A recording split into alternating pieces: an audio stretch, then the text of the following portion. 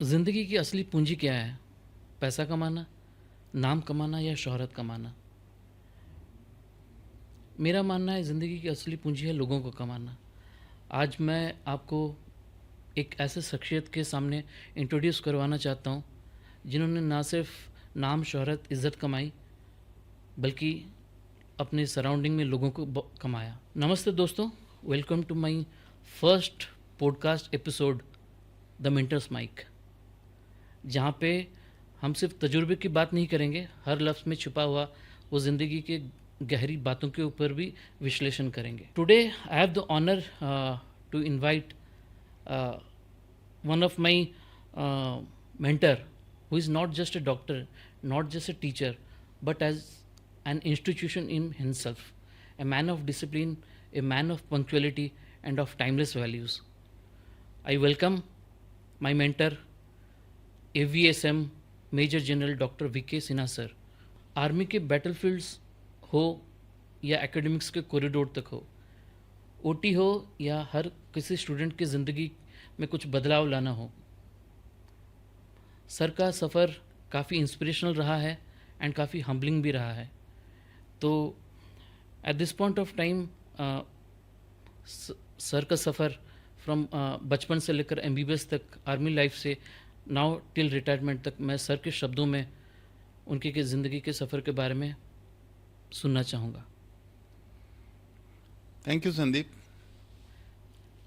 पहले तो मैं आपका बहुत बहुत धन्यवाद देना चाहता हूँ कि आपने ये जो शब्द मेरे बारे में कहे, मुझे नहीं लगता है कि इतना मैं इसके काबिल हूँ।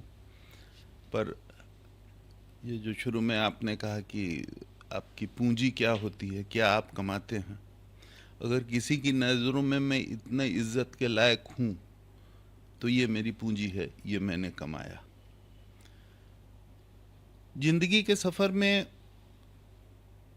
बचपन से आज तक उनको ये 5-10 मिनट में समराइज़ कर देना थोड़ा कठिन है, पर मैं एक बात में विश्वास करता हूँ कि एक फोरेंसिक मेडिसिन में प्रिंसिपल है, लोकार्ड्स प्रिंसिपल, कि कोई भी दो चीज़ें जब आपस में संपर्क में आती हैं तो वो पार्टिकल एक्सचेंज करती हैं।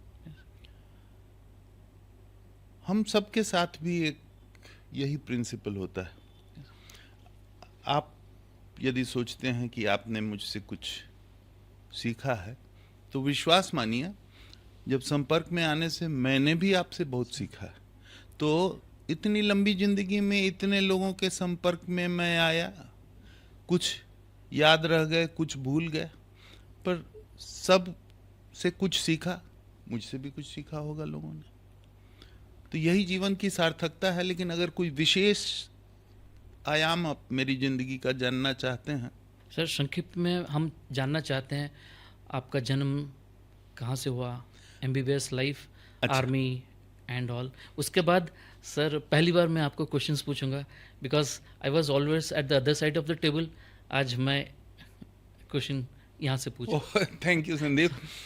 तो मैं थोड़ा नर्वस हूँ कि मुझसे क्वेश्चन पूछे जाएंगे। उसके पहले मैं बता दूँ, मैं अगर आप पूछें कि मैं कहाँ का रहने वाला हूँ तो मुझे थोड़ी कठिनाई होगी, क्योंकि मैं किसी भी जगह में 5-6 साल से ज़्यादा रहा नहीं हूँ, बचपन से आज तक। पर वैसे मैं रांची का रहने वाला हूँ। पढ़ाई लिखाई मेरी मुजफ्फरपुर और रांची दो जगह हुई थी। और मेरे फादर कोल इंडिया में अधिकारी थे। डॉक्टर बनने का बचपन से मुझे अगर कोई पूछे कि आप क्यों डॉक्टर बनना चाहते थे, तो बचपन से मुझे सिखा दिया गया था कि आप डॉक्टर बनेंगे बड़े होके। और धीरे धीरे मैं अपने आप को मतलब इतना कंडीशनड हो गया कि मैं इसके आगे कुछ सोच ही नहीं सकता था कि मैं डॉक्टर के अलावा भी कुछ बन सकता हूँ। और फिर जब कैरियर के चॉइस की बात हुई तो ऑप्शंस थे, सारे ऑप्शंस थे, पर मुझे समहाउ आर्मी की ज़िंदगी मेरे स्वभाव के अनुसार मुझे लगी कि अच्छी है, तो इसलिए मैंने आर्मी ज्वाइन कर लिया। और पूरे 35 साल मैंने आर्मी की नौकरी की। दो तीन प्रोफेशन होते हैं जिनको समाज इज्जत की नज़र से देखता है। वो तीनों प्रोफेशन में मैं एक साथ था। एक सोल्जर था, आर्मी का जवान था, एक डॉक्टर था और एक टीचर था। तो ये मेरा सौभाग्य है और इस क्रम में अनेक बेहतरीन लोगों से मिलना जुलना हुआ, उसमें आप भी एक थे। शुक्रिया सर। सवालों का सिलसिला शुरू करने से पहले सर के साथ मैं रह के एक चीज़ तो मैंने फील किया, उजालों की तरफ, स्पॉटलाइट की तरफ तो हर कोई भागता रहता है, लेकिन सर ना तो उस उजाले की तरफ भागे, लेकिन हर किसी स्टूडेंट की लाइफ में एक रोशनी ज़रूर लेके आए। तो अभी इसी वक्त हम अपने क्वेश्चनर्स पे जाते हैं। Life beyond orthopaedics and everything. So sir, मैं आपसे पूछना चाहता हूँ पहला चीज़ regarding our life and values. तो पहला क्वेश्चन, आपके लाइफ में what were the defining moments that shaped your values as a doctor and as a human beings? अच्छा सवाल आपने पूछा है। डिफाइनिंग मोमेंट्स बहुत से होते हैं, पर इसमें आपने इसको क्लैरिफाई कर दिया कि as a doctor and as a human being. मुझे याद है मैं इंटरमीडिएट की परीक्षा दे चुका था और मई 1973 की बात है। मेरे फादर, मैंने बताया कि कोल माइंस में थे, वहाँ पढ़ाई की अच्छी सुविधा नहीं होती थी, तो मैं अपने अंकल के साथ रह के पढ़ता था। और डेट भी याद है मुझे, 13 मई। तो उस दिन रात को अब मैं समझ सकता हूँ कि मेरे अंकल को हार्ट अटैक हुआ और सारी रात मैं साइकिल से मुजफ्फरपुर शहर के जितने डॉक्टर थे सबके घरों की घंटी बजाया, फाटक खटखटाया। रात को कोई भी आने के लिए तैयार नहीं हुआ। उस रात मेरे अंकल, जिन्होंने मुझे पाला था, बड़ा किया था, ही एक्सपायर्ड। तो दैट डिफाइंड कि मैं क्या डॉक्टर बनूंगा तो कैसा डॉक्टर बनूंगा। ये उस रात को तय हो गया कि मैं जब डॉक्टर बनूंगा तो मैं वैसा बनूंगा जो जब मरीज को ज़रूरत हो 24 घंटे तो मैं हाजिर हूँ। वो डिफाइनिंग मोमेंट था मेरी लाइफ का, जिसने मुझे जैसा मैं हूँ वैसा बनाया। और जहाँ तक डिफाइनिंग मोमेंट आदमियत का होता है, बड़ा मुश्किल है कहना कि कौन सा मोमेंट डिफाइनिंग था।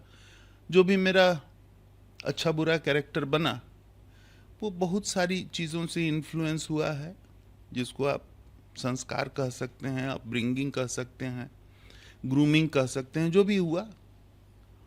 पर डॉक्टरी के बारे में तो आई डिस्टिंक्टली से कि that was the defining moment of my life before I became doctor. Moment of a lifetime we can से।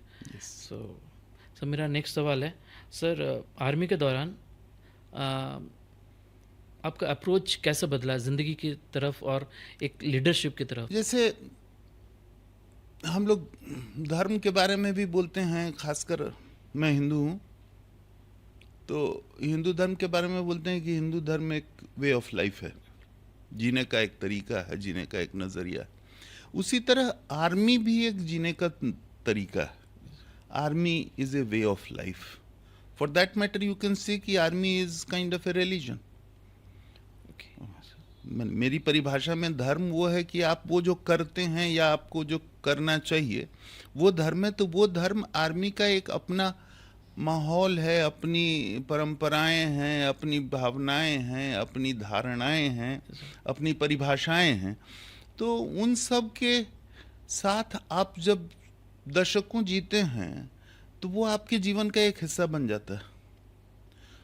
वो जो कहते हैं कि man can get out of the army but army can not get out of that man. तो I think कि अब तो आर्मी वाला जो स्वभाव है वो जीवन है। एंड सर, लीडरशिप ट्रेट्स सारे आर्मी के दौरान ही आए? अब ये मैं तो जानता नहीं हूँ वेदर मेरे पास कोई लीडरशिप ट्रेट है या नहीं है, Yes, पर जो कुछ भी है वो तो आर्मी से पैसिव इनकलकेशन होता है। okay, yes, passive inculcation, this is called passive imbibition कह लीजिए, इनकलकेशन कह लीजिए, कि आप जिस माहौल में रहते हैं उस माहौल से आप धीरे धीरे उस माहौल के अनुरूप होते हैं। सो leadership, the way it is believed, leadership comes automatically in the army. okay, आप जब रहते हैं आर्मी में उस माहौल में तो लोग आपकी तरफ देखते हैं। अब जैसे आपकी बात बताता हूँ, हाँ जी, आपके साथ जितने दिन भी मैं रहा, तो आपने यदि कहीं सोचा कि वीके सिन्हा में कोई लीडरशिप क्वालिटी है, तो क्या मैंने आपसे बताया था कि ये अमुक अमुक क्वालिटी मुझ में है जिससे मैं आपका लीडर हो गया? शायद मुझ में आपको कुछ। सो leadership comes by living by example. यदि आप अपने जीवन को मिसाल बना के जिए ना, yes, sir. जो आपका स्वभाव है, तो ये अपने आप ही आता है। Yes, sir, that's inspirational. Sir मेरा तीसरा सवाल है, सर आपके लिए सक्सेस क्या है, पर्सनली एंड प्रोफेशनली? कोई भी चीज़ को जब आप अच्छी तरह अंजाम देते हैं ना, एक छोटी सी बात बताएं, आप ऑर्थोपेडिक सर्जन हैं, मैं भी ऑर्थोपेडिक सर्जन हूँ। एक फ्रैक्चर भी रिड्यूस कर लिया, यस, एक ऑपरेशन छोटा ही से केवार से ही फिक्स करना है, कर दिया, अच्छा हो गया, you feel happy, Yes. That is success. This far and no further, बस होगी बात खत्म। आप खुश हुए, Yes, sir. आपको लगा कि मैंने अच्छा काम किया, you are successful. If you are happy, you are successful. You are happy, you are successful. Okay, fine. जब अंदर से आप खुश होते हैं तो you are successful, and it gives you happiness. Yes, that sir. Is why we want to be successful, not that कि उससे बहुत पैसा मिल जाएगा, हम पैसा also gives you happiness. Yes, sir. So when you earn money also you feel happy. So after all, what is your aim in life? Happiness. Yes, sir. True. Sir, we are living in the age of burnout. Sir, how you maintain that peace and inner strength? ये नज़रिया ठीक रखने की बात है सिर्फ। वो जो गौतम बुद्ध बता के गए थे ना, मिडिल पाथ, Yes, sir. वो मिडिल पाथ ये कि संसार को छोड़ना भी नहीं है, सांसारिकता भी रखनी है, लेकिन बहुत ज़्यादा इच्छा भी न रखिए और कभी तुलना न करें दूसरे से ज़्यादा अपनी। समस्याएं कम हो जाएंगी जीवन में। इच्छा कम रखिए, तुलना कम कीजिए। पीयर प्रेशर भी रहता है sir, peer pressure, competition and ये सब चीज़ें। हाँ, एज के साथ धीरे धीरे आदमी इससे ऊपर उठ जाता है। Yes, sir. The world is made of average people. तो इसको भी याद रखने की चीज़ है कि दुनिया एवरेज लोगों से ही बनी है। दुनिया सिर्फ ब्रायन जॉनसन और बिल गेट्स और एलन मस्क की नहीं बनी हुई है। Yes, sir. दुनिया वीके सिन्हा और संदीप प्रधान जैसे लोगों से बनी हुई है। Yes. तो हम एवरेज जिंदगी जीते हैं, उसमें खुश रहते हैं। Sir, I am one. Sir, definitely you are not. So, sir, आपकी ज़िंदगी में what's the role of spirituality or philosophy play in your day-to-day life? Philosophy तो भाई जीने का मूल मंत्र है। फिलोसफी वर्ड जो है PHIL, phil means to love. Yes, sir. तो प्रेम से जीना है, तो ये फिलोसफी ऑफ लाइफ है। मेरी फिलोसफी ऑफ लाइफ तो ये है कि प्रेम से जिए। और जहाँ तक स्पिरिचुअलिटी का सवाल है, तो इस शब्द का अर्थ जानने की मैंने कई बार कोशिश की कि what is meant by spirituality, तो मैं आज तक समझ नहीं पाया ऑनेस्टली कि स्पिरिचुअलिटी होता क्या है। तो Okay. बड़ा मुश्किल है कहना। I have never been in the pursuit of spirituality, तो मैं कह नहीं सकती, क्योंकि मुझे समझ में नहीं आता कि स्पिरिचुअलिटी होता किसको। धर्म को मानना को कहते हैं, स्पिरिट से लीजिए तो हमारी आत्मा जो है। अब एज ए साइंटिस्ट तो मैं जानता हूँ कि आत्मा कोई चीज़ नहीं होती है, तो जब स्पिरिट ही नहीं मानते हैं तो स्पिरिचुअलिटी कहाँ से समझ में आएगी मुझे। And being religious and being spiritual They is are not, different. they are entirely different. Okay, yes, sir. They are entirely different. Being religious is entirely different from spirituality. And mind you, I am also not religious. Okay. Sir, what is that one life lesson you think every medical student or young doctors should understand early on in his career? ये मैं अपने students को कहता था कि दो चीज़ें अगर आप रखें ज़िंदगी में, अब उसको आप लेसन कह लीजिए, एम कह लीजिए, एक जिज्ञासा, इंक्विजिटिवनेस, जानना है क्यों है क्या है, और दूसरे जिज्ञासा के साथ पैशन, कि आप में वो जज्बा होना चाहिए कि हम जो भी कर रहे हैं, इस जो वर्ड अंग्रेजी का पैशन है वो बड़े कायदे की चीज़ है, जो जज्बा भी है वो भी बड़े कायदे की चीज़ है, कि जो भी कर रहे हैं दिल लगा के कर रहे हैं। और ये दो चीज़ें जब रहें ना, बड़ा मज़ा आता है ज़िंदगी में। तो यही मैं सभी स्टूडेंट्स को कहता हूँ कि जीवन का मूल मंत्र तो यही है, ये दो शब्द, जिज्ञासा और जज्बा, curiosity and passion. Passion.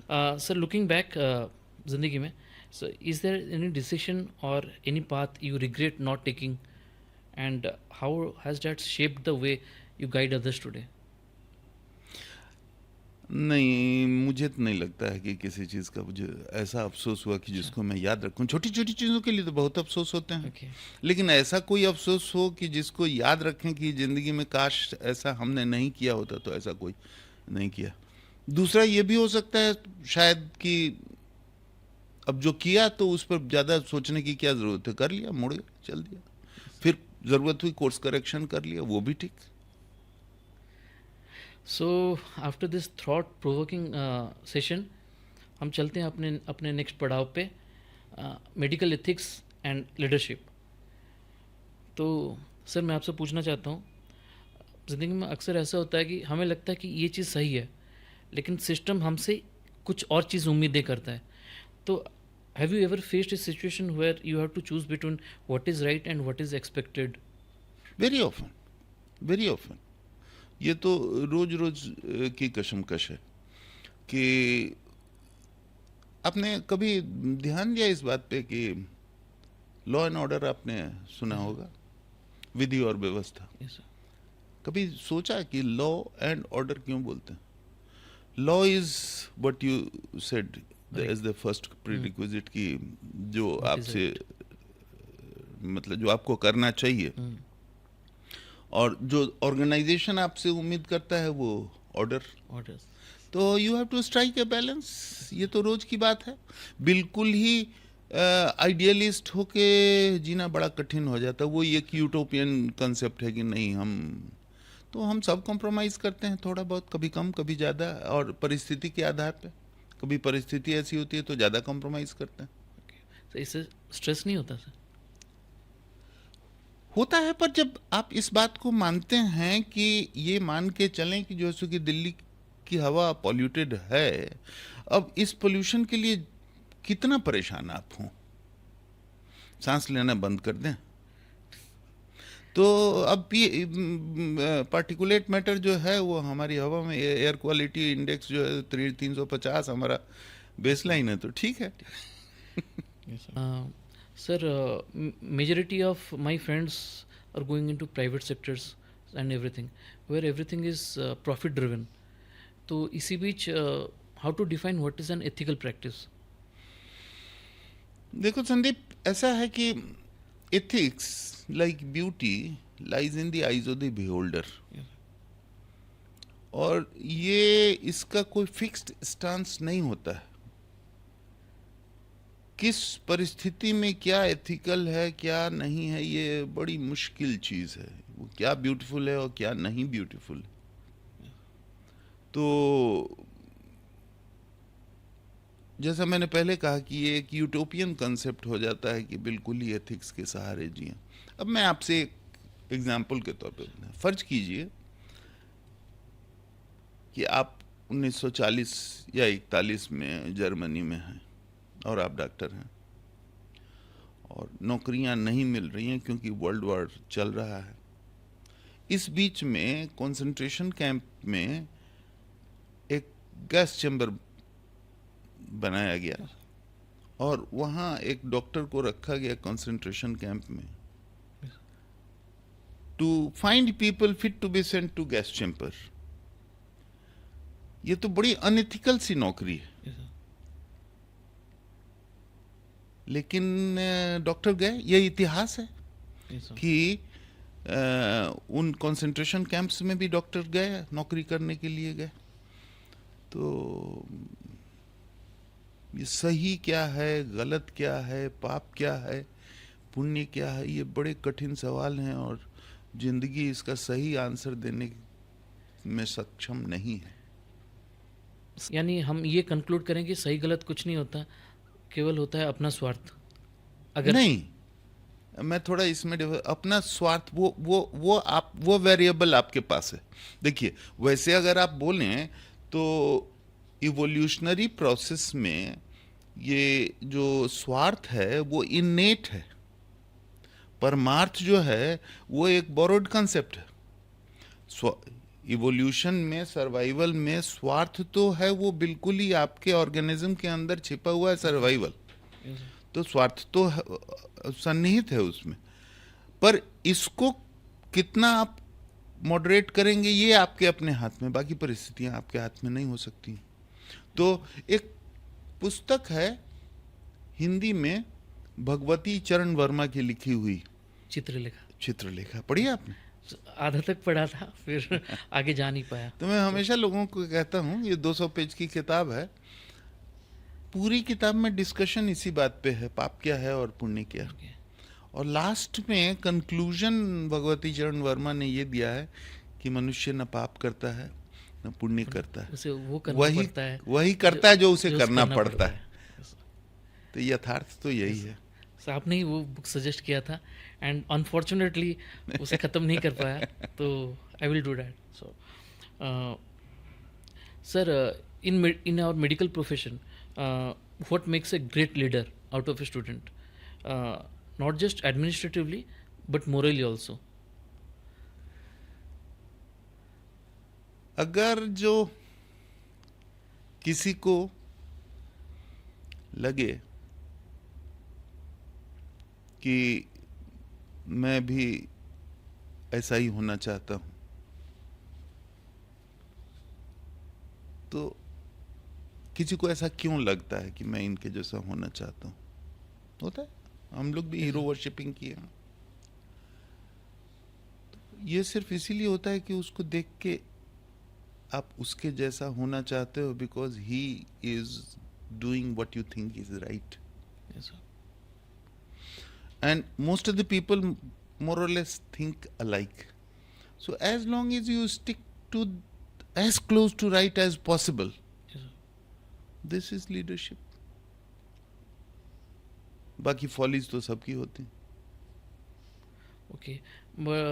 Sir ऐसा कुछ एज है कि बचपन से या जवानी में या फिर थोड़ा एडल्ट बनने के बाद आप कुछ ट्रेड्स बदलें, ताकि आप एक अच्छा लीडर बन पाएँ अपने कम्युनिटी में, अपने फ्रेटर्निटी में? जैसे कि मैं अभी सर और 1-2 साल में 40 का होने वाला हूँ, तो क्या मैं अभी बदल सकता हूँ टू हाँ, बी अ बदलते लीडर? हैं लोग, आप खुद बदलेंगे। आपको महसूस होगा कि आप वो नहीं हैं जो आप 20 के थे तब थे, और जब आप 60 के पहुंचेंगे तो आप 40 से भी कुछ अलग हो चुके होंगे। तो ये तो बदलता जाता है, आपकी मान्यताएं। आप 20 की उम्र में आपके अलग सिद्धांत होते हैं, 40 की उम्र में अलग सिद्धांत होते हैं, और इसीलिए तो हमारे धर्मों में आश्रम बनाए हुए हैं कि ब्रह्मचर्य आश्रम, गृहस्थ आश्रम, वानप्रस्थ आश्रम, संन्यास आश्रम आपके जीवन की बदलती परिभाषाओं के अनुसार जीने के लिए बनाए गए हैं ये आश्रम, और वो अपने आप होता है, आपको ज़्यादा मेहनत नहीं करनी पड़ती उसकी। Okay, yes sir. तो सर हमारे सिस्टम जैसे हेल्थ केयर सिस्टम में लोग फेवरेटिज्म या शॉर्टकट सक्सेस ज़्यादा मान्यता देते हैं उस पर। तो how we can stay honest and incorruptible? वही मिडिल पाथ, थोड़ी Okay. इच्छाएं कम कर दीजिए और थोड़ी तुलनाएं कम कर दीजिए। ओके। तो follow the middle path of what Buddha said, and that middle path is applicable not only in life, it is all applicable in all aspects of life. आप जो ट्रीटमेंट करते हैं उसमें भी मिडिल पाथ होता है, yes sir, डॉक्टरी में भी मिडिल पाथ होता है। यस सर, वो तो है सर।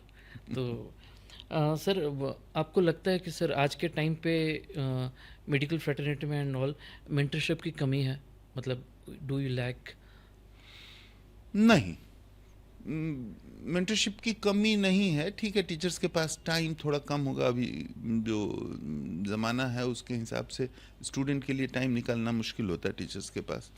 हम लोग चूँकि एज ए टीचर कभी प्राइवेट प्रैक्टिस में नहीं रहे, तो हमारे लिए अगर मान लिया कि तीन घंटा या 2 घंटा स्टूडेंट्स के साथ क्लिनिक लेनी है, तो पूरा डिपार्टमेंट 3 घंटे बैठता था। Yes sir. अभी 3 घंटे बैठने की कमी है समय के पास, लोगों के पास, तो वो क्योंकि उधर प्राइवेट प्रैक्टिस में, तो ये थोड़ा टीचर्स के पास समय की कमी हो गई है। पर जब मैंने कहा कि ये एक्ट ऑफ पैशन है, तो ये सारी चीज़ें डिपेंड करती हैं कि गिव एंड टेक है, तो स्टूडेंट कैसा है। अगर स्टूडेंट भी उतना ही पैशनेट है जितना आप है, आप पढ़ा रहे हैं, पढ़ाना, मैं कई दफ़ा बोलता हूँ कि teaching is like an act of love making, कि इसमें it all depends on reciprocation. तो इसी में अगर कोई स्टूडेंट है जिसमें आप वो जज्बा देख रहे हैं कि इसको बड़ी सीखने की इच्छा है, तो आप उसको ज़्यादा सिखाते हैं, और जो आपसे कटता रहता है तो फिर ठीक है, नहीं जाने नहीं दो, पकड़ के तो रखेंगे ही, लेकिन जो है सो कि फिर नेचुरली, लेकिन वो जो कहते हैं ना कि माँ किस बच्चे को ज़्यादा प्यार करती है, तो जो ज़्यादा पैशनेट है आपसे सीखने के लिए, आप नेचुरली, तो वहाँ मेंटरशिप का इक्वेशन आ गया, वहाँ वो टीचर स्टूडेंट का, मेंटर और मेंटी का रिलेशनशिप अपने आप डेवलप हो जाता है। Yes sir. जो आदमी सुबह से शाम वार्ड में काम कर रहा है, उसको आप सर्जरी थोड़ा ज़्यादा प्रेम से सिखाते हो, उसकी लाइफ की फिलॉसफी भी ज़्यादा प्रेम से सिखाते हो। सर्जरी हो या प्यार हो, कमाना पड़ता है, कमाना पड़ता है, we have to earn it. Yes. So sir, ऐसे कुछ डिफाइनिंग मोमेंट्स जहाँ पे आपने महसूस किया होगा काफ़ी इनर कॉन्फ्लिक्ट्स विद इन, मतलब ऐसा कभी ड्यूरिंग योर करियर? बहुत होते हैं, बहुत होते हैं। आप इस संसार में जब जिएंगे, बहुत सारे कन्फ्लिक्ट्स होते हैं। आप कई दफ़ा उसमें you dig your heel and say कि नहीं, हम नहीं करते, आपको जो करना है कर लीजिए। और कई दफ़ा आप कहते हो कि छोड़ो भाई, जाने दो, अब सारी दुनिया को सुधारने का हम ही ने ठेका ले रखा है क्या। लेकिन ये सही है कि जब आप कि अंतरात्मा की आवाज़ को आप ज़्यादा फॉलो करते हैं, वो हम एवरेज पे जाते हैं ना, तो ऑन एन एवरेज केस अगर आप अपने अंतरात्मा को आपने बिल्कुल ही ख़त्म नहीं कर दिया है तो ठीक है। अब बिल्कुल ही आप अपना ज़मीर बेच दें तो वो भी ठीक नहीं। Yes sir. सर, बहुत सारे ब्रांचेस थे मेडिसिन में, सर व्हाई ओनली ऑर्थोपेडिक्स? ये बहुत अच्छा सवाल आपने पूछा। मैं बिल्कुल सही जवाब दूंगा इसका। एमबीबीएस में ऑर्थोपेडिक हमारे टाइम में बहुत ज़्यादा नहीं पढ़ाई होती थी, ठीक है, कुछ क्लासेस होते थे, it was not a major subject. Major तो मेडिसिन सर्जरी वगैरह होते थे क्लिनिकल में, medicine surgery, paediatrics, obstetrics, gynae. Orthopaedic तो कहीं एक होता था। Yes sir. तो मेरे प्रोफेसर ऑफ ऑर्थोपेडिक्स थे ना, मैं I was enamoured by him, तो मैंने सोचा कि ये बनना चाहिए ऐसे ही आदमी, तो इसलिए मैंने ऑर्थोपेडिक चुना था। अच्छा, वो आपके इंस्पिरेशन थे? मेरे इंस्पिरेशन वही Okay, थे। Late doctor R P Singh, may his soul rest in peace. तो उनको देख के मुझे लगता था कि यार ऐसा ही बनना चाहिए, तो that's why I chose orthopaedics. Sir but then having said that, I have not regretted that. I mean, I don't believe in reincarnation, but if there is a reincarnation, पुनर्जन्म अगर होता हो, और मुझे दोबारा दुनिया में आने के पहले अगर पूछे मुझसे बनाने वाला कि बेटा क्या बनोगे जाके, तो आपको कैसे प्रोग्राम कर दिया जाए आपका कंप्यूटर, तो बोलेंगे फिर से मुझे आर्मी में ऑर्थोपेडिक सर्जन बना के भेज दीजिए। Sir next thing is that कि आपके करियर में ऐसा कोई पेशेंट इंटरेक्शन हुआ था या ऐसा कुछ एक्सपीरियंस था जिसका आपके लाइफ पे बहुत डीप इम्पैक्ट पड़ा हो? पेशेंट का हाँ, yes. या स्टूडेंट का? पेशेंट का। पेशेंट का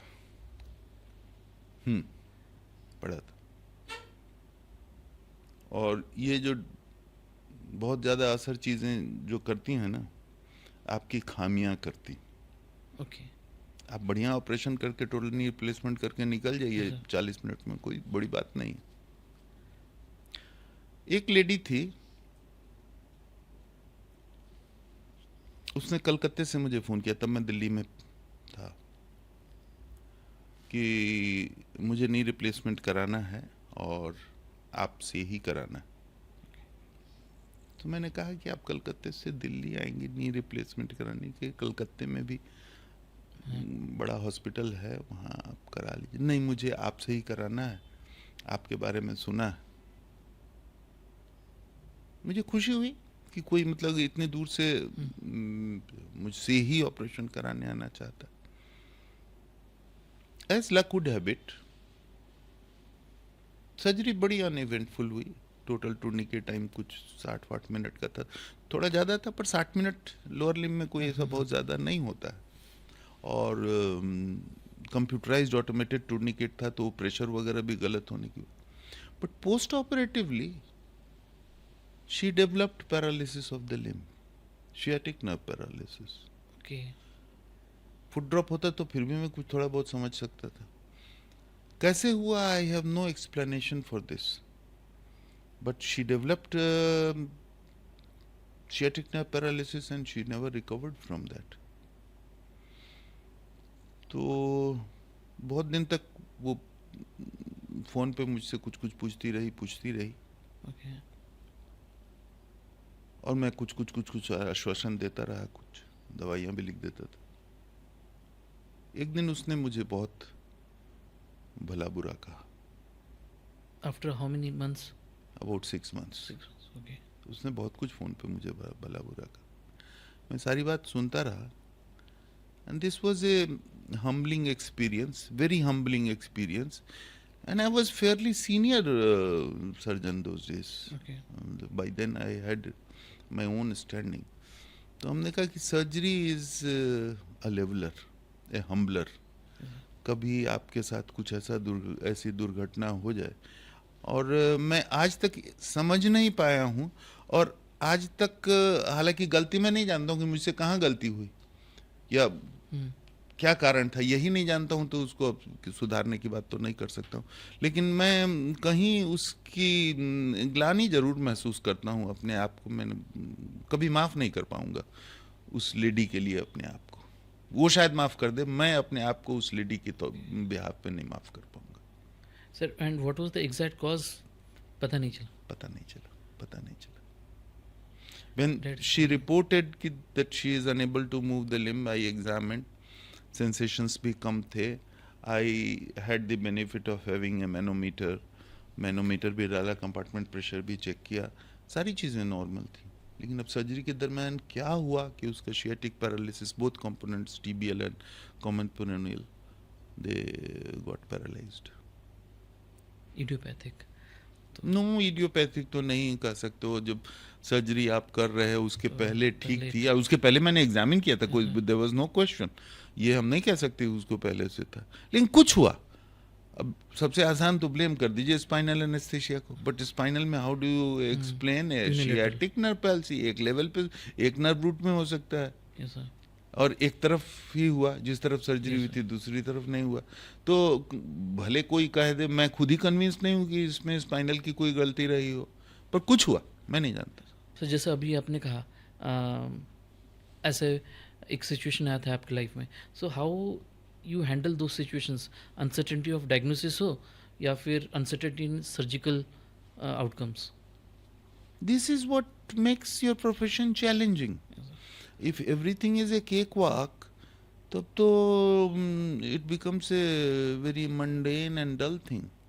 and it does become very mundane when you are doing 5 joint replacements every day. Then you stop getting adrenaline in your system because of the surgery. वो thrill खत्म हो जाता है. Thrill खत्म हो जाता है. But then when something untoward happens, it is very stressful. रातों को नींद नहीं आती है, Yes. नाइटमेयर्स आते हैं. आप so you get up tired in the morning, क्योंकि सारी रात तो आप परेशान रहे, और ये कई दिनों तक चलता रहता है. तो वो कहते हैं कि life is a combination of bouquets and brick bats.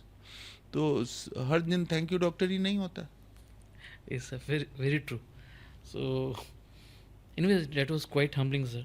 So, sir students जैसे हमारे ऑर्थोपेडिक्स में हो या बाकी डिपार्टमेंट्स में अभी के टाइम पे how should the balance between evidence based medicine और अपना क्लिनिकल इंट्यूशंस? देखिए, एविडेंस और क्लिनिकल इंट्यूशन में एक बुनियादी फर्क है. क्लिनिकल इंट्यूशंस या clinical is uncorruptable, clinical medicine is अनकरप्टेबल.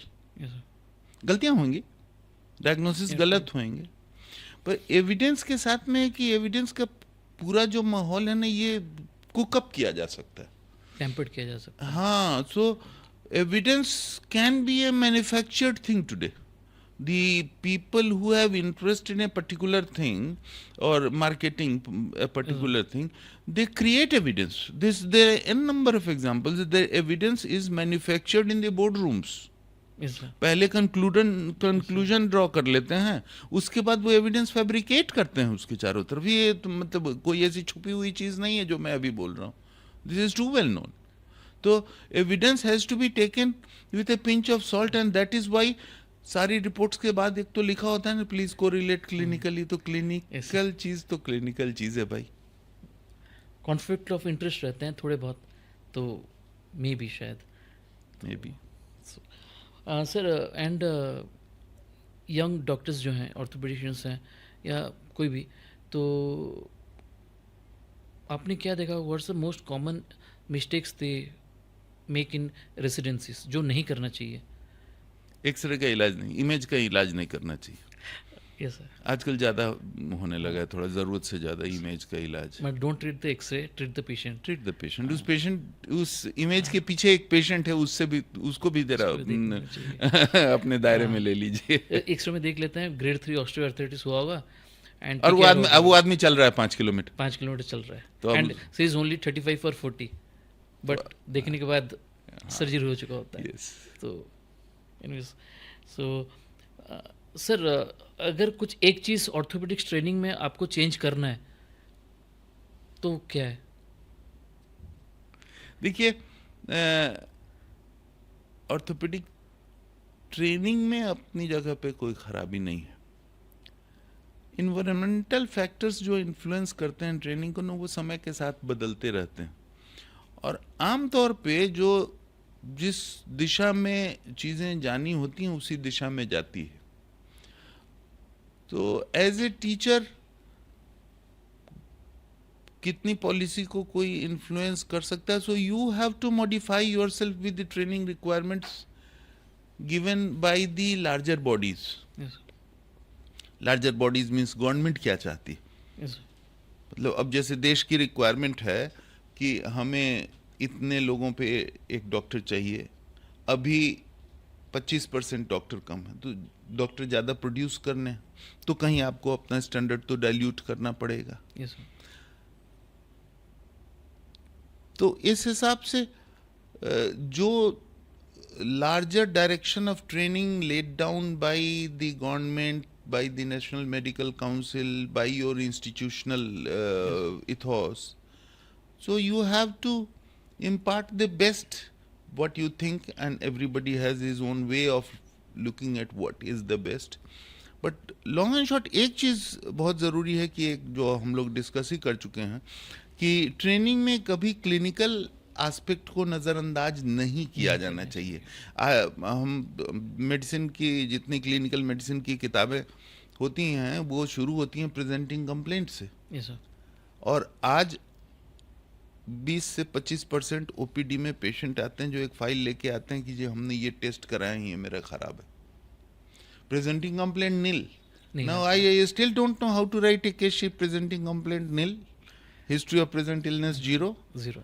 हाँ, क्लिनिकल एग्जामिनेशन अनरिमार्केबल और एक रिपोर्ट को ट्रीट करना शुरू कर दें. आई डोंट नो दैट मेडिसिन. तो एक ये ट्रेनिंग में ये बड़ी ज़रूरी चीज़ है कि क्लिनिकल पार्ट को बिल्कुल ही नज़रअंदाज न किया जाए. और पता नहीं आप मुझसे पूछेंगे या नहीं पूछेंगे कि आर्टिफिशियल इंटेलिजेंस आने के बाद ऑर्थोपेडिक की क्या दिशा रहेगी. I was about to ask you. हाँ, तो नहीं, मैं इससे रिलेटेड है इसलिए कह रहा हूँ कि जब मैंने क्लिनिकल की बात कही और प्रैक्टिकल ट्रेनिंग की बात कही, आप को पसंद आए ये बात या ना पसंद आए, लाइक इट और you don't like it, artificial intelligence is there to stay. ये आ गया है. अब आप सोचिए कि आप रिडंडेंट होना चाहते हैं कि नहीं. एक समय था कि घोड़ा गाड़ी से लोग चलते थे. ऑटोमोबाइल आ गई तो घोड़ा गाड़ी ख़त्म हो गई. घोड़े गाड़ी के ड्राइवर जो थे वो कोचवान जो थे वो ड्राइवर हो गए. तो एक की नौकरी वहाँ छूटी, एक की नौकरी यहाँ मिल गई. पर घोड़ा बेरोजगार हो गया. आप यदि घोड़ा नहीं बनना चाहते हैं, स्किल डेवलप करिए. ये स्किल के लिए भी एआई नहीं, बहुत टाइम लगेगा. कि एक आईवी इंजेक्शन देना है या एक फ्रैक्चर का रिडक्शन करके प्लास्टर लगाना है या एक सर्जरी ही करनी है, उसके लिए अभी रोबो आने में बहुत टाइम लगेगा. और रोबो भी आप ही के हिसाब से काम करेगा. तो वो स्किल आपको डेवलप करना है. सो ट्रेनिंग में सबसे महत्वपूर्ण चीज़ें दो मैं कहूँगा. आप एक पूछे थे इसलिए मैं दो बता रहा हूँ, by one get one free. कि एक, क्लिनिकल को नज़रअंदाज नहीं कीजिए और स्किल डेवलप कीजिए. जितना बढ़िया आप स्किल डेवलप करें वो स्किल कोई आपसे छीन नहीं सकता और उसकी हमेशा डिमांड रहेगी. ट्रू है. Very thought provoking sir, inspirational. अभी सर हम अपने नेक्स्ट सेक्शन पे आते हैं सर. हमारे medical education and student connection पे. So what do you look in a student that others might overlook. एक स्टूडेंट में आप ऐसे क्या देखते हैं जो बाकी लोग यूजुअली नज़रअंदाज कर देते हैं. एक तो ये मैं देखता हूँ कि मतलब उसका एप्टीट्यूड अगर मेरे साथ बहुत दिन रह गया तो उसका एप्टीट्यूड देख के ये पता चलता है कि ये क्या कर सकता है, क्या नहीं कर सकता है. तो उसमें वो गाइडेंस की जो ज़रूरत होती है वो दी जाती है. और बाकी तो मैंने पहले कह दिया कि वो curiosity and passion. Sir last 2-3 decade से आपको कैसा फील हो रहा है या आपके एक्सपीरियंस के हिसाब से स्टूडेंट टीचर रिलेशनशिप में कुछ चेंजेस हुए हैं. मतलब is it going for worse और बैड और गुड. मतलब any changes you have noticed.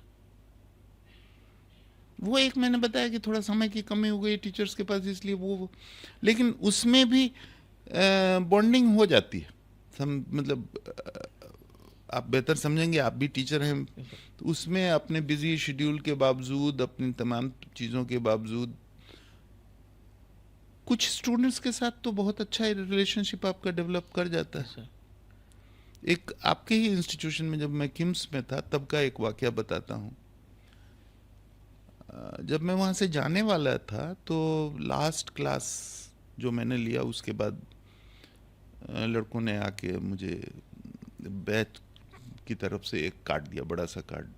MBBS batch finally my last class and last day in the institution. तो फिर 2-3 छोटे छोटे कार्ड थे और एक पेन था जो एक स्टूडेंट ने इंडिविजुअली दिया था फ्रॉम सो एंड सो. उसका नाम भी नहीं जानता था मैं, मेरा नाम मैंने कोशिश की जानने की. तो तापस दास जो आपके डिपार्टमेंट का था उसको हमने कहा कि ये नाम है, ये रोल नंबर है, इसको ज़रा फ़ोन करके मुझसे मिलवाइए. तो थोड़ी देर के बाद वो स्टूडेंट हमारे कमरे में. तो मैंने उससे पूछा कि भाई देखो पूरे क्लास की तरफ से कार्ड दे दिया आप लोगों ने, आपने इंडिविजुअली क्यों मेरी तरफ से अपनी तरफ से एक ये पेन दिया मुझे कि टू माय टीचर, तो यूं ही सर, हमने यूं ही नहीं होता। तो उसने कहा 2 कारण सर। हम थोड़ा सा रीअश्योर करने के बाद, वो एक गैप रहता है कि मतलब वो प्रोफेसर के सामने अंडर ग्रेजुएट सारी बातें बोलता नहीं है, तो थोड़ा रीअश्योर करने के बाद उसने कहा 2 चीज़ें सर। एक, आप पढ़ाते थे चौक और बोर्ड से, ओके। मैं पावर पॉइंट से जनरली नहीं पढ़ाता था। अच्छा। और दूसरा, मैं एक दफ़ा आपकी ओपीडी में आई थी ये दिखाने के लिए, आपने मुझे दवाई नहीं लिख के दी थी, आपने मुझे सिर्फ समझाया था और कुछ लाइफस्टाइल मॉडिफिकेशन बताई थी। तो वो पर्चा उसने निकाला, बोला कि सर मैं लेमिनेट करा के रखी हूँ। आप समझ गए मेरी बात? हाँ, यस सर। 2017-18 की बात है शायद। Yes. Okay, I got it sir.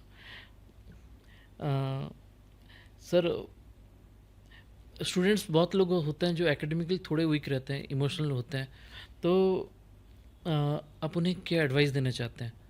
जैसे मैं भी थोड़ा इमोशनल हूँ, and it does affects my skills also and academics also, तो आप क्या एडवाइस देना चाहते हैं?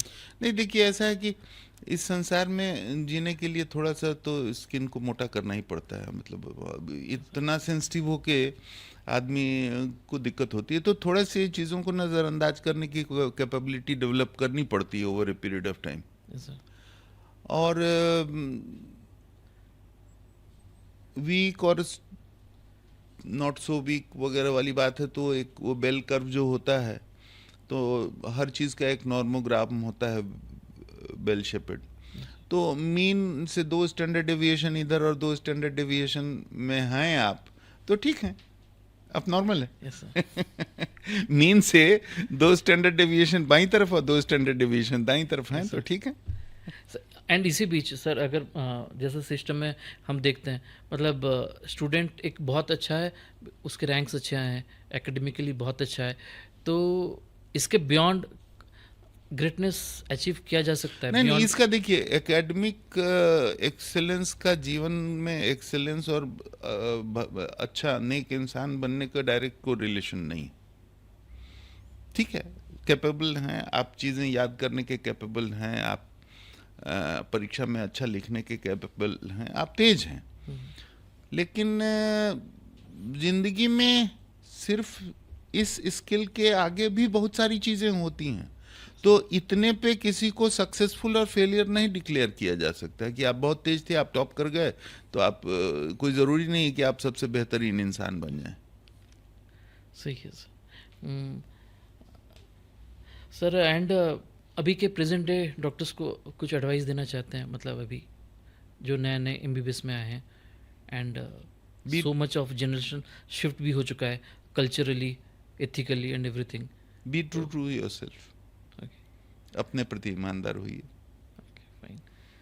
That goes very well with my definition of spirituality, since you asked this long ago. आपकी अंतरात्मा जो है ना, Yes, sir. वो आपका भगवान है। ये ज़्यादातर लोग जानते हैं कि भगवान नहीं होता। Most of us know this, विश्वास करते हैं, Okay. हम विश्वास करते हैं, but because there is no evidence of his presence, Yeah. Direct evidence तो है नहीं, कभी होएगा भी नहीं, तो विश्वास की बात है, उसमें बहस की कोई बात नहीं। विश्वास करते हैं, बहुत अच्छी बात है। As a concept, that's why I say कि as a concept God is amazing, इससे बढ़िया कंसेप्ट नहीं हो सकता। As an entity you can debate whether he exists और doesn't exist, Okay. But what exist is your conscious. अगर आप उसको ईश्वर मान लें कि मेरी अंतरात्मा, जो कहा भी क्या हमारी फिलॉसफी में कि ईश्वर के 2 प्रकार हैं, आत्मा और परमात्मा। परमात्मा। Yes. तो यदि परमात्मा का तो मुझे मालूम नहीं है, पर आत्मा की बात तो जानता हूँ, आपका जो ज़मीर है, Yes, sir. तो बी ट्रू टू योरसेल्फ में जहाँ तक संभव हो अपनी अंतरात्मा की बात सुने और उसको ठेस ना पहुँचावें, या अंतरात्मा को बिल्कुल ही थर्ड क्लास ना बना लें। यही एडवाइस है। Yes sir. तो we should work on it, but कभी कभी मन थोड़ा धुंधला सा हो जाता है, मतलब कहाँ तक ये कन्फ्लिक्ट तो चलती रहेंगी इस संसार में रहे हो, तो ये धुंधलाहट तो रहेगी। yes, sir। ठीक है। अभी हमारे नेक्स्ट पड़ाव पे चलते हैं, the current challenges in medicines. Sir जैसे अभी आपने कहा कि आर्टिफिशियल इंटेलिजेंस, सर आपने ऑलरेडी उसका आंसर दे चुका है कि we should embrace it, we should not fear it. No, you have no choice. You have no choice. It is there. It is no longer elephant in the room. It is an physical entity present there. You have to now modify yourself to live with this reality. True that sir. And clinical intuition को ये कभी replace नहीं कर सकता। No way. Not No way. No way sir. Sir जैसे AI अभी आ रहे हैं, एडवेंट हो रहे हैं, so how relevant is MBBS today? Because most of the student आजकल के टाइम पे एमबीबीएस को बस एक स्टेपिंग स्टोन देख रहे हैं, and they consider doing post graduation MCh as a respectable thing. तो इसमें देखिए ऐसा है ना कि दो चीजें हैं। समाज को एमबीबीएस डॉक्टर की भी जरूरत है। मेरा बैकग्राउंड गांव का है, मैं अभी भी गांव जाता हूं, अपने गांव में रहता हूं, तो अभी भी ज्यादातर लोगों का इलाज तो अनक्वालिफाइड लोग ही कर रहे हैं, जिनको क्वैक कहते हैं। और उस क्वैक की बड़ी इज्जत है समाज में, और वो समाज के लिए बहुत अच्छा काम कर रहा है, क्योंकि आप जाएंगे नहीं वहाँ, आपकी एस्पिरेशंस डिफरेंट है। वो उसी मिट्टी में पैदा हुआ है, वहीं के समाज में रह रहा है, और वो डॉक्टरी कर रहा है, तो उसकी अहमियत तो है ही ना।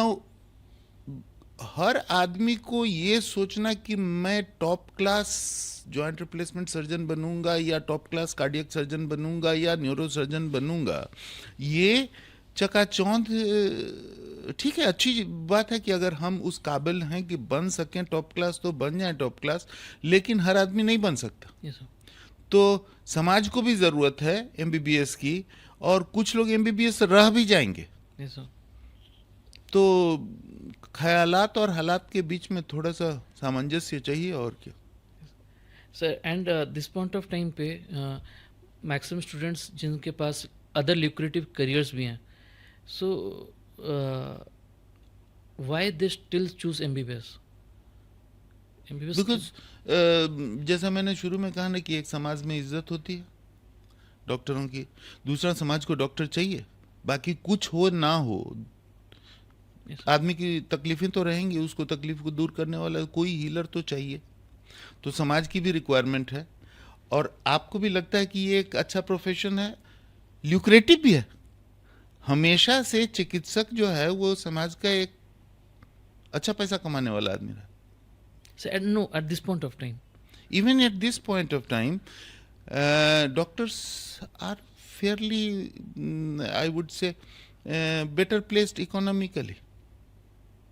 So एक और नहीं तो ये फिर होता है कि और कुछ नहीं तो कुछ तो कर ही लेगा डॉक्टर बन गया तो इसलिए लोग बनना चाहते हैं doctor. And nothing wrong, doctor is it's very gratifying profession.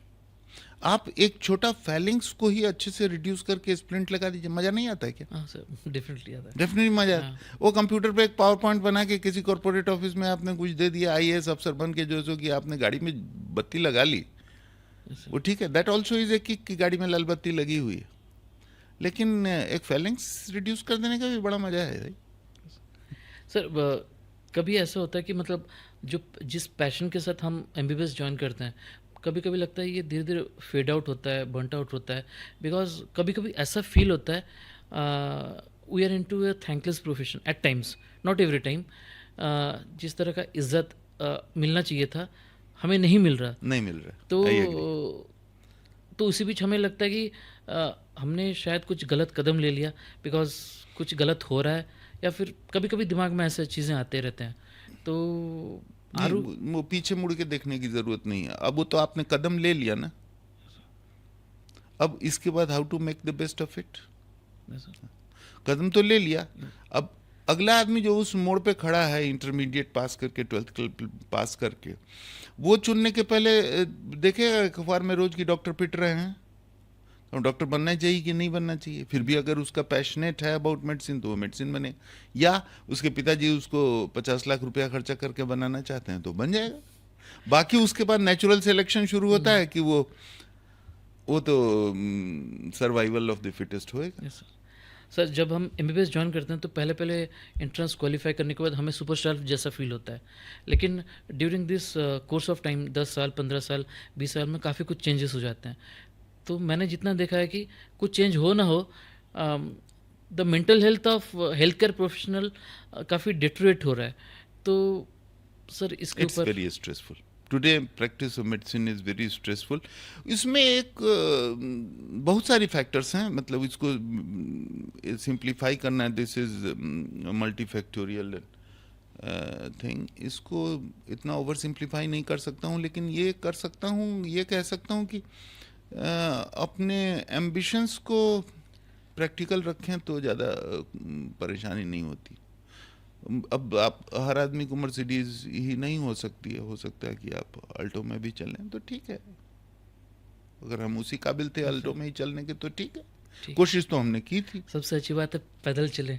पैदल चलें, सेहत भी ठीक रहेगी। Sir, what is your experience taught you regarding the silent struggle of a doctors that the society never sees? Unfortunate society never sees that. कभी भी वो struggles नहीं देखते। नहीं, वो सोसाइटी कभी नहीं समझेगी। और ये मान के चलना है कि इस मामले में ये वाकई थैंकलेस प्रोफेशन है कि आपका दुख दर्द कोई नहीं समझता है। सर, आप बिलीव नहीं करेंगे, मैं अभी एक ओपीडी में था, शायद 1-2 महीने पहले की बात है। एक माता जी आई थी 80 या 90 ईयर्स ओल्ड, उनका ट्रोकेंट्री फ्रैक्चर हुआ था। तो everybody use to see me, patients आते हैं, बाकी कलीग्स आते हैं, बाकी बहुत सारे लोग आते हैं।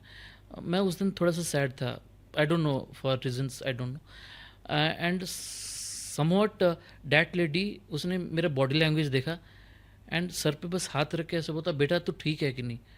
And that moment of time पे I was so emotionally overwhelmed कि ऐसा कोई नहीं पूछता।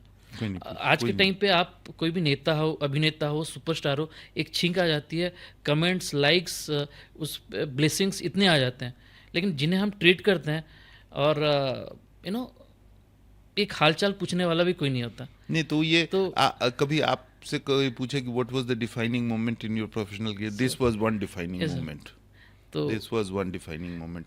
But as you rightly said कि आपकी परेशानियां कोई नहीं समझता। ऐसा कोई नहीं सर।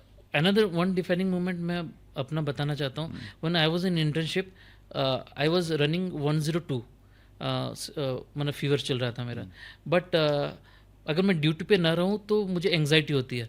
तो समवॉट आई वेंट, पेशेंट्स का बीपी नापा मैंने, कुछ चैटिंग्स किए एंड एवरीथिंग। तो उसी मोमेंट पे वैसे एक यंग लेडी थी एंड उस टाइम पे मैं थोड़ा सा पतला था and I was good looking at that point of time. तो उसने कहा कि सर सब कुछ ठीक है कि नहीं, एंड आपके लिए मैं कुछ खाना लेके आई हूँ, and she offered me her food. तो आई डोंट नो मतलब वो मोमेंट कैसा था, she just offered me her food and मेरे से कुछ 2 बातें कह दी। 5 मिनट या 10 मिनट के बाद माई फीवर वॉज गॉन। मैंने कुछ मेडिसिन भी नहीं लिया था, कुछ भी नहीं लिया था, एंड पता नहीं, एंडोर्फिन्स में भी, ऑक्सीटोसिन में भी, मे बी तो maybe. I don't. So there are so many things we don't understand, but Yes, then they have a profound. इसीलिए मैंने कहा ना कि ये ह्यूमन बॉडी तो मल्टीवेरिएट सिस्टम है, इसमें इतने वेरिएबल्स हैं, इतने वेरिएबल्स हैं।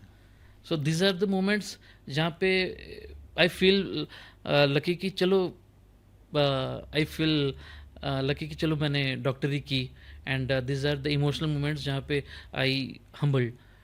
तो बिल्कुल बिल्कुल बिल्कुल, इसीलिए मैं आपने जवाब दे दिया कि क्यों डॉक्टर बनना चाहिए, इन्हीं क्षणों के लिए, yes, sir.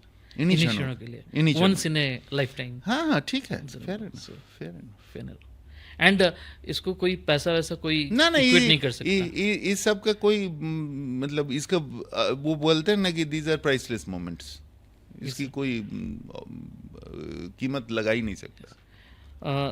सर मेरा नेक्स्ट क्वेश्चन है सर, ग्रामीण क्षेत्रों में रूरल हेल्थ केयर में अभी भी गैप हैं, तो इज़ इट हमारी ओर से गलती है या गवर्नेंस की गलती है या फिर समथिंग एल्स?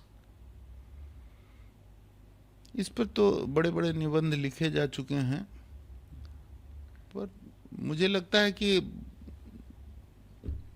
थोड़ा एस्पिरेशनल मिसमैच है। और सही भी है, आप एमबीबीएस पास किए, आप एमएस पास किए, तो आप एक सर्टेन स्टैंडर्ड में रहना चाहेंगे, आप अपने बच्चों को एक सर्टेन स्टैंडर्ड में पढ़ाना चाहेंगे, एक सोशल मिलियू देना चाहेंगे अपने परिवार को। वो चीज़ें रूरल एरियाज में नहीं हो पाती हैं तो नहीं हो पाती हैं। तो इसीलिए जो है सो कि इसीलिए मैं बोला कि वो झोला छाप वहाँ रह जाता है, क्वैक जो है वो रह जाता है, उसके पास ये इस तरह की कोई एस्पिरेशंस नहीं। सर अभी जिस तरह का मिसट्रस्ट चल रहा है मतलब डॉक्टर्स एंड पेशेंट के बीच, आने वाले टाइम पे ये और बढ़ेंगे या फिर is there any scope to improve it? ना, this is not going to improve, this is not going to improve.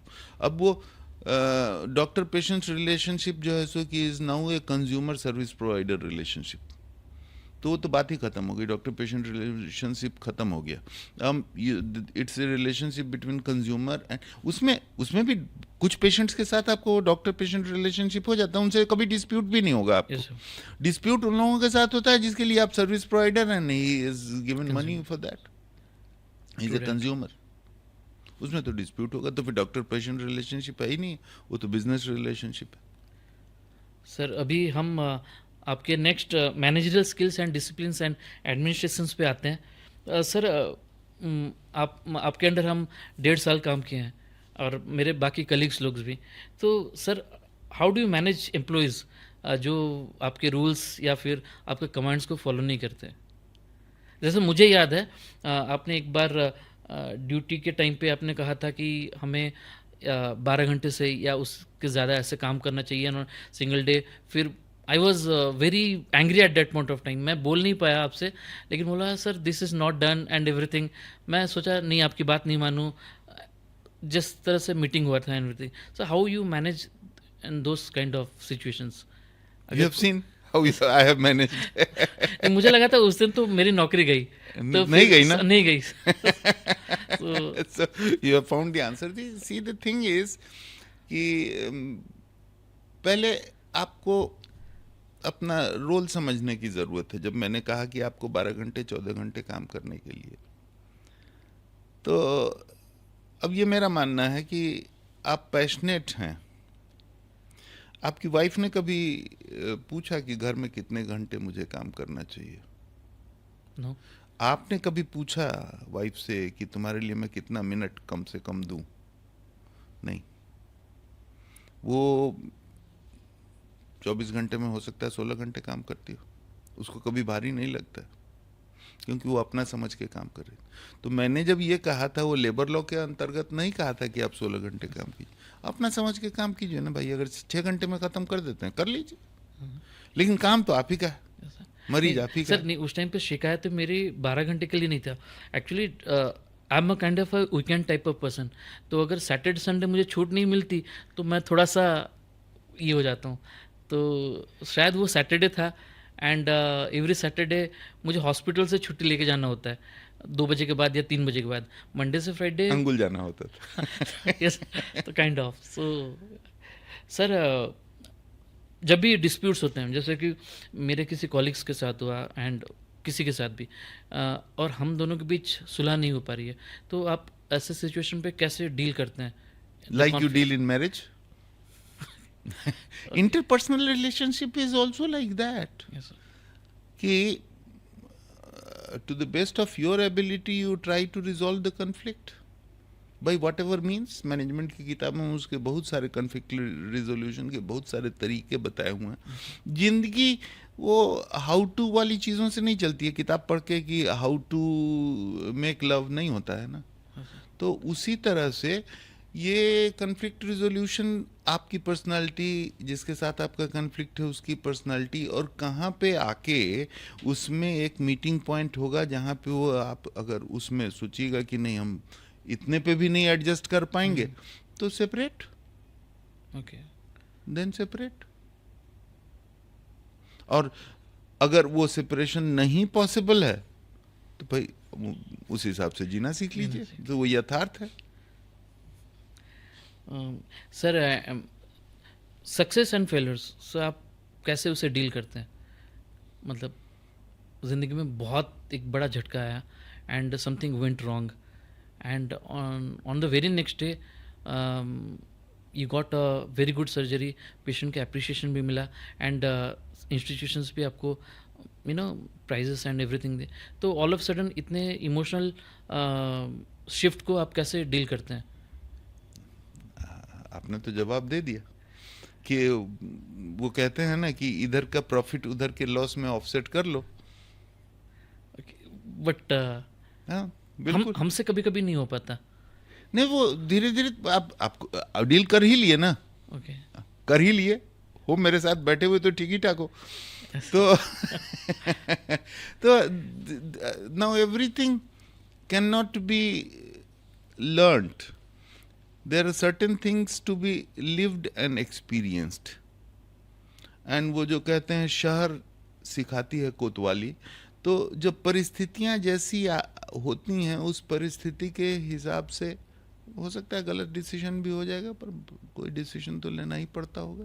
But haste में डिसीजन ना लेना चाहिए लाइफ में। लेकिन डिसीजन लेना जरूरी है। डिसीजन तो लेना ही पड़ेगा, बगैर उसके तो काम चलता नहीं है। सबसे बड़ी गलती बीइंग इनडिसिसिव। हाँ, वो तो कम से कम सर्जन के लिए तो बहुत सब बुरी क्वालिटी है बीइंग इनडिसिसिव। तो डिसीजन तो लेना पड़ता है, और बाकी कभी इस हीट ऑफ द मोमेंट में डिसीजन ना लेना चाहिए। ओके। कम से कम ज़्यादा कूलिंग पीरियड नहीं तो कम से कम 50 बार लंबी सांस तो ले ही लो। Yes sir, true that. मैं सारे जिंदगी में मैक्सिमम प्रॉब्लम उसी की वजह से हुई है। इमोशनल मोमेंट पे कोई डिसीजन ले लिए एंड सब तबाह हो गया। तो सर,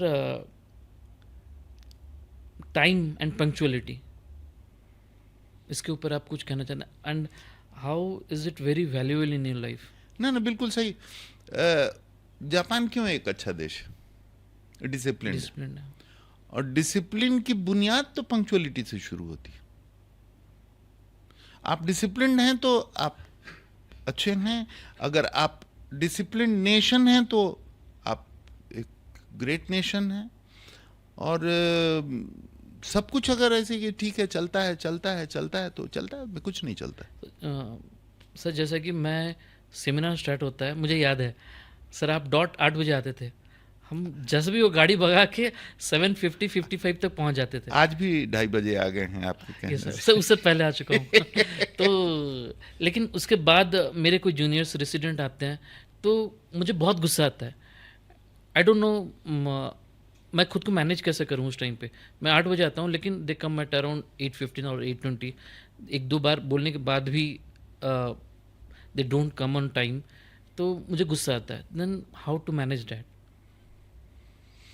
एंगर मैनेजमेंट पूछ रहे हो, टाइम मैनेजमेंट पूछ रहे हो? सर टाइम मैनेजमेंट मैं अपने लिए कर लिया हूँ, लेकिन जो लेट से आते हैं उसकी वजह से नहीं, जो एंगर होता है, वो टाइम से आना शुरू कर देंगे। अगर आप 2-3 एक्सपेरिमेंट करके देख लो ना, हर आदमी पे हर चीज़ लागू नहीं होती है। किसी को आपने 2 दिन आने से मना भी कर दिया कि नहीं you can't enter. I use to do कि मैं घुस जाऊँ क्लास में, उसके बाद कोई नहीं आएगा, in under graduate classes. Yes sir. कि मैं एक बार अंदर घुस गया उसके बाद नोबडी एंटर्स। सर अगर मैंने ऐसा कर भी लिया तो उसके बाद अगर मेरे कोई सीनियर आ जाते हैं और एक दो बार ऐसा हो जाता है नहीं उसे अंदर ले ले, तो ठीक है, तो विधि और व्यवस्था, law and order. Yes, true that sir. सर फिर अभी आते हैं sir, now coming to our life beyond medicine and philosophical crossroads. Sir usually MBBS के बाद हम यूजुअली पोस्ट ग्रेजुएशंस लेते हैं and MCh and fellowships and all. Sir इसके अलावा भी कुछ ऐसा लेटरल पाथ है अगर कोई सोचे तो? बहुत से लोगों ने किया है, जिसका जहाँ दिल होता है। बहुत से लोग डॉक्टरी पढ़ के जैसे कि वो they have been very successful businessmen, they have been painters, they have been photographers, तो writers. Devidatt Patnaik Yes, was sir. a doctor. वो आपके जो Sambit Patra, Yes, sir. he was a surgeon. तो इस तरह के बहुत से लोग हैं. Palasin, singer. हाँ, Yes, sir. तो बहुत से लोग हैं जो they find their satisfaction somewhere else and they diverge. And sir usually कभी कभी होता है पीयर प्रेशर हो, कंपटीशन हो, पेरेंट्स प्रेशर में बहुत लोग एमबीबीएस ले ही लेते हैं प्रेशराइज होके, तो बाद में वो उस करियर में जाके दम घुटता है उनका. तो एनी एडवाइस फॉर देम? अगर जो फाइनेंशियल कंपल्शन ना हो तो भाई छोड़ भी सकता है. जब बिल्कुल ही लगे कि I am not made for this, तो क्यों घुट घुट के जीना. इट्स आई से the choice of profession is like marriage. Yes sir. Try, if it works out, doesn't work out, separate. Separate. वही अगर वो चॉइस ऑफ प्रोफेशन में भी आई यूज टू टेल दिस. मुझसे बहुत लड़के पूछने आते थे कि सर मैं कौन सी स्पेशलिटी में जाऊँ, स्पेशली अंडर ग्रेजुएट्स जो एमबीबीएस पास करने को, सर कौन सा अच्छा समझते हो. हमने कि देखो बेटा, ऐसा है कि शादी करने के दो तरीके होते हैं. एक इश्क हो गया, पसंद आ गई, जैसी भी है मुझे यही पसंद है, यस सर. वो शादी चलती है आमतौर पे. ट्रू. एक है कि अब पिताजी का बैंक बैलेंस भी पता कर लीजिए, उसके पास कितनी ज़मीन है, भाई है या नहीं है, मुझे क्या मिलेगा नहीं मिलेगा, वो सारी चीज़ें, इसके पिताजी किस प्रोफेशन में हैं, मेरे करियर एडवांसमेंट में कितना हेल्प कर सकते हैं, ये सारी चीज़ करके पता करें. तो अगर आप पैशनेट प्रोफेशनल होना चाहते हो तो जिसमें दिल लगे उसी में जाइए. अगर आपको डॉक्टरी लगता है कि आपके लिए नहीं है तो पिताजी से लड़ लीजिए. हो सकता है लेकिन उसमें गड़बड़ी ये हो कि आप 17 या 18 साल की उम्र में आपको समझने में शायद, वैसे आप बालिग तो हो जाते हो लेकिन शायद आपकी समझ में कमी रह गई. So it has to be deliberated and by and large it works. Yes sir. And MBBS के दौरान पे यूजुअली बहुत लोग कपल्स होते हैं ना, प्यार होता है पहली बार एंड एवरीथिंग, बहुत सारी चीज़ें फ्यूचर में हम देखना शुरू करते हैं. लेकिन कभी कभी होता है करियर जैसे जैसे आगे बढ़ता है तो आइडियोलॉजी एंड प्लेसेस, लोकेशंस, काफ़ी चीज़ों पे कॉन्फ्लिक्ट्स होता है. तो should we work on this together to chase a simple common dream, और शुरू से ही हम अपने इंडिविजुअल पाथ पे चलें? You have to strike a balance. You have to strike a balance because in the end it will be just the two of you. Okay. In the end, human beings are not programmed to live alone. मजबूरी हो तो आदमी रह ले, लेकिन companion तो चाहिए. और नहीं sir, human beings are not program to live alone. No, you need a companion. आप उसको इंस्टीट्यूशनलाइज करें या ना करें, एक कंपेनियन तो हो चाहिए आपको. मैं अगर कहूँ कि मेरा company my work and if I कि नहीं, एक at some point of time, वैसे आप ये भी आर्ग्यू कर सकते हैं कि कंपेनियन भी तो चला जाता है, एक पहले जाता है एक बाद में जाता है, पर at some point of time your work goes away from you. Either you leave it deliberately by choice कि अब हम नहीं करेंगे, या आप उसके काबिल नहीं रहते हो at some point of time कि हम अब सर्जरी नहीं है. 75 साल 80 साल के डॉक्टर से तो पेशेंट ऑपरेशन कराते नहीं, उसको तो यंग डॉक्टर चाहिए जिसकी शोहरत हो. तो दो चार आएंगे भी, तो प्रोफेशन तो आपका at some point of time चला ही जाएगा ज़िंदगी से. तो उसके बाद तो आपको कंपेनियन आपका जीवन साथी ही रहेगा ना. तो आपको कंपेनियन तो चाहिए ही चाहिए, एक तो चाहिए, मिलेगा. अच्छा. नहीं सर, अगर हॉस्पिटल में मैक्सिमम टाइम आपका 12-14 घंटा जाता है and you enjoy your work and वो सारी जिंदगी नहीं चलता है ना 12-14 घंटे वाला. वो एट सर्टेन एज, वो मैंने बोला ना कि there are class and stations in a professional life, कि आप रेसिडेंसी के दरमियान 14 घंटे 16 घंटे काम कर सकते हो, but when you become HOD तो आप 16 घंटे काम कर रहे हो, extremely inefficient person. And when you become director again you become mentally 24 घंटे बट फिजिकली तो फ्यू आवर्स ओनली. आप घर में बैठ के ही डायरेक्टर का काम कर सकते हो. सो सर हमारे so called relatively young doctors आपको आप ये कहना चाहते हैं at some point of time they should get married. They should get married and give due importance to family. This is one institution which is beyond doubt proven that it is your nourishment. The family is your ultimate nourishment, emotional nourishment. वो nutrition तो चाहिए आदमी को. Sir अब अविवाहित होके unmarried होके कोई डॉक्टर जी नहीं पाएगा. नहीं, जी क्यों नहीं पाएगा? अटल बिहारी वाजपेयी जी गए थे. Sir, वो बट तो he politician also है. he also had a companion. And this is too well known. Okay Too well known. So I am not prying into anybody's private life. Okay but official unofficial कोई तो दोस्त हो ही जाता है ना. Okay and usually जो हमारे hormonal programming है उसमें जो सो कि वो दोस्त जो जो लाइफ लॉन्ग कंपेनियनशिप होगी वो ऑपोजिट सेक्स का ही होएगा. Yes sir. Sir how should we plan our future मतलब आई मीन टू से कि अभी से पूरा मेहनत करो लास्ट में बचा के रखो या अभी ईच एंड एवरी मोमेंट को एंजॉय करो. नहीं, आगे के लिए प्लानिंग तो करनी होगी. There would be some point in time when you are not capable of earning. You have to plan for sunset years and compromise on present enjoyments. No, this is a reality. I fully subscribe to that. कि you have to save for the sunset years. Okay true. Sir आपके हिसाब से एक ideal health care system India में क्या होना चाहिए और क्या क्या इम्प्रूवमेंट हो सकते हैं इंडिया में? आइडियल जो है ना वो बड़ी यूटोपियन कंसेप्ट. यूटोपिया की आइडियल क्या होना चाहिए? ठीक है, सर्वे संतु निरामया सर्वे भद्राणि पश्यन्तु.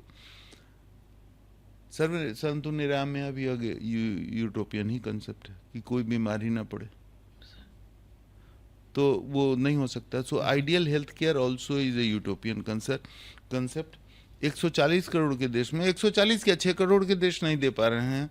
140 करोड़ के देश में हर आदमी को वो सुविधाएं मुहैया जो कराई जानी चाहिए नहीं करा पाएगी कोई सरकार, कभी भी नहीं करा पाएगी. ये ठीक है, वी कीप ऑन टेलिंग. मैं जब MBBS में पढ़ता था तो health for all by 2000 was WHO का गोल. हेल्थ फॉर ऑल बाई 2000 आया, क्वार्टर सेंचुरी आगे भी बढ़ गया, आप वहीं के वहीं खड़े हैं. ठीक है, the lot of things have changed and improved, but health for all नहीं, संभव नहीं. सो सर अभी last but not the list कुछ आखिरी कुछ सवाल रह गए तो आपके पर्सनालिटी रिफ्लेक्शन एंड कुछ लाइटर मूवमेंट्स के लिए. सर अगर आप अगर डॉक्टर नहीं होते तो क्या होते? ड्राइवर. Okay. दो ही स्किल आते हैं. डी से डॉक्टरी, डी से ड्राइवरी. ड्राइवरी ड्राइव करना सर लेकिन बहुत मजा आता है. हाँ, तो मैं ड्राइवर होता है. Yes, sir. Taxi driver. And sir how does a perfect weekend looks like for you? मतलब coffee and newspaper. Coffee and newspaper yes at your room and yes. Okay. तो filtered coffee and newspaper. Sir any book movie जो आपके life पे impact डाला हो? Any movie और book? बहुत सारी किताबें मैंने पढ़ी, वाइड स्पेक्ट्रम.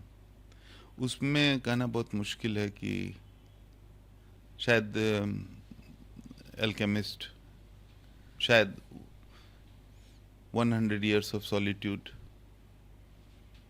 शायद love in the times of cholera. Okay. Love in the times of cholera by Gabriel Garcia Marquez. But सबसे जिस किताब ने मुझे इम्प्रेस किया ना वो थी श्रीमद् भगवत गीता. अब ये मैं जब बचपन में सिनेमा वगैरह देखता था तो इस किताब के ऊपर हाथ रख के लोग कसम खाते थे. व्हेन आई रीच्ड कॉलेज तो हमने कहा कि यार ये पढ़ के तो देखना चाहिए, इसमें लिखा क्या हुआ है जिसके लिए इसके ऊपर हाथ रख के कसम वसम खा लेते हैं लोग. कि झूठ नहीं बोलूँगा, इस पर हाथ रख दिया. तो मैंने खरीदा किताब को और पढ़ा. मुझे कोई ख़ास बात तो उसमें समझ में नहीं आई कि इसमें क्या ख़ास है. फिर अचानक मुझे लगा कि यार इसमें तो बड़ी काम की बात लिखी हुई है.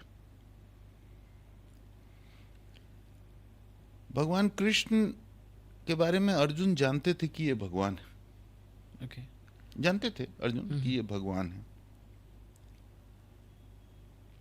फिर भी ये जानते हुए भी कि भगवान है, he argued with him.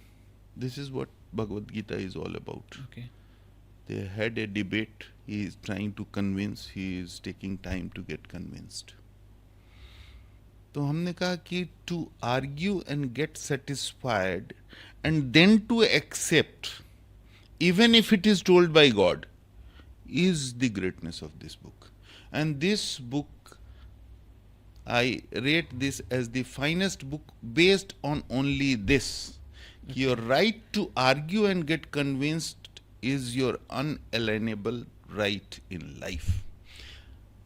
ये बड़े इज्जत वाले आदमी हैं, ये बहुत बड़ी अथॉरिटी हैं, ये बिड़ला हैं, ये नोबेल लॉरिएट हैं, इसलिए जो बोलेंगे सो सही नहीं बोलेंगे. I have to get convinced.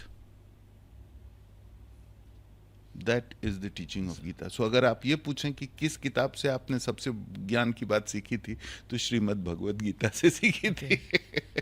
Sir that is impactful sir, definitely. मैं भी आई विल सर. लेकिन आपने मुझे उस टाइम पे 2 बुक सजेस्ट किए थे.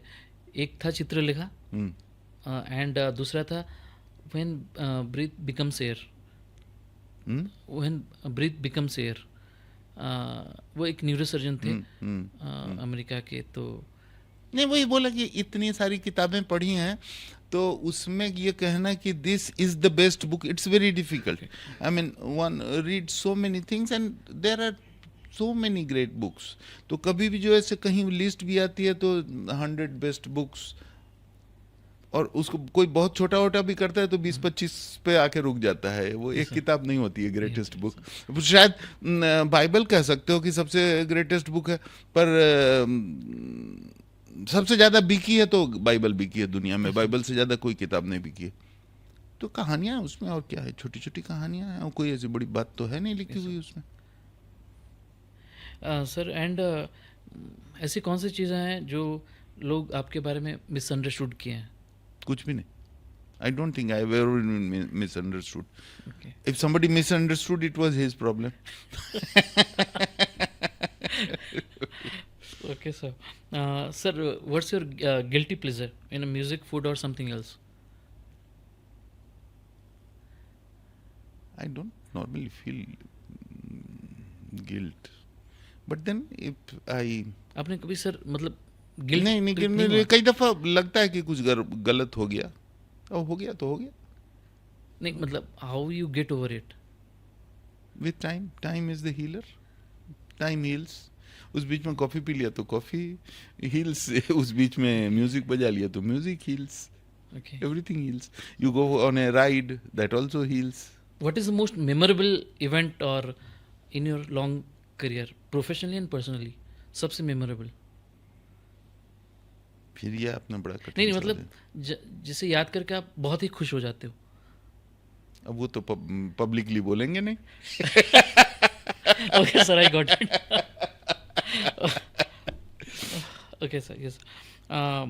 Sir, how do you want to be remembered both by your patients and your students? As an honest man. Okay. Honesty से याद आया sir. Yeah, honesty to yourself. Yes, sir. Honesty से याद आया sir, जब आप फेयरवेल ले रहे थे तो आपने एक चीज़ मुझे बोला था, always be an honest doctor, don't become a health agent. तो शायद उसी की वजह से मेरे शायद नंबर्स उतने ज़्यादा नहीं है, लेकिन सेटिस्फेक्शन मिलता है एंड रिस्पेक्ट मिलता है. एंड शायद वो सेंटेंस था, और उसके बाद शायद ज़िंदगी थोड़ी बहुत बदल चुकी है. बस जितना मैं तुमको जानता हूँ, Yes, sir. I take immense pride in you. Sir, thank you. Sir, So if you consider most memorable moment, तो जैसे मैंने बोला लोकर्ट्स प्रिंसिपल, कि मैं तुमसे मिला, yes, तुमको जाना, Yes. this is an important thing in my life. Maybe you can call one of the achievements. नहीं सर, ये तो डेस्टिनी में था, हमें मिलना था. तो Destiny, you said it is destiny. The last question sir, final ख़त्म करने से पहले sir, if you could leave a one line message for all the future doctors listening to this podcast, what would it be? Last same I have told many कि Honesty, curiosity. Honesty तो बाद में I, हाँ, ये sir, curiosity and passion, passion. ये तो दोनों मूल मंत्र हैं जीवन के। चाहे आप मेडिसिन के स्टूडेंट हों, चाहे किसी भी चीज के स्टूडेंट हो, ये जीवन का फलसफा है और इसका कोई सब्स्टिट्यूट नहीं। So this ends our podcast for now. So जाने से पहले, कंक्लूड करने से पहले मैं बताना चाहूँगा, ऑर्थोपेडिक्स तो वैसे मैं कर रहा था, लेकिन जॉइंट रिप्लेसमेंट का इंस्पिरेशन मुझे सर से आया। तो मेरी ज़िंदगी का पहला जॉइंट रिप्लेसमेंट मैंने ड्यूरिंग माई एसआरशिप मैंने सर के सुपरविजन में किया था, टोटल नी रिप्लेसमेंट। बहुत सारे कमेंट्स, कॉम्प्लीमेंट्स तो आए थे, सारी चीज़ें एक तरफ, लेकिन सर ने एक कमेंट मुझे दिया था। पहला मेरा टीकेआर था, टोटल नी रिप्लेसमेंट था। सर का एक कमेंट था, if there is perfection this is it. तो कम शब्दों में लाइफ में इम्पैक्ट कैसा डालना होता है, and those were the moments जहाँ पे आप खुद पे बिलीव करना शुरू करते हो। सर के सर से मैंने बहुत डांटे भी खाई थी, एंड मैंने सेल्फ इंट्रोस्पेक्शन किया, and I was indiscipline at that point of time, and sir compliments भी देते थे, उसकी वजह से मैं खुद पे भरोसा भी करने लगा, एंड क्रिटिकल कमेंट्स भी करते थे जहाँ पे मैं खुद को रिफाइन भी कर सकता था। तो मैं नहीं जानता कि I am right now, I am perfect और इम्परफेक्ट, बट मैं खुद को अगर सुधार रहा हूँ तो sir is not just a teacher for me, so he is like a kind of life time mentor for me. जब भी मैं कभी भी कुछ दुविधा में रहता हूँ, मैं हमेशा सोचता हूँ कि अगर सर यहाँ पे होते तो क्या कहते, एंड शायद यही सोच को लेके मैं जब इमेजिन करता हूँ तो बहुत सारी चीज़ें ऐसे सॉल्व हो जाती हैं ज़िंदगी में। तो आई विश आपकी ज़िंदगी में ऐसे कोई मेंटर्स आएँ, कोई ऐसे टीचर आएँ जो आज के दिशाहीन ज़िंदगी में कोई आपको दिशा दे सके। तो शुक्रिया सर, मेरा पहला पॉडकास्ट पे आने के लिए, एंड इस टीचर्स डे के उपलक्ष्य पे मैं सारे टीचर्स को एंड मेरे मेंटर को मैं हैप्पी टीचर्स डे के ओकेज़न पे बहुत बहुत शुभकामनाएं। धन्यवाद। And signing off, thank you.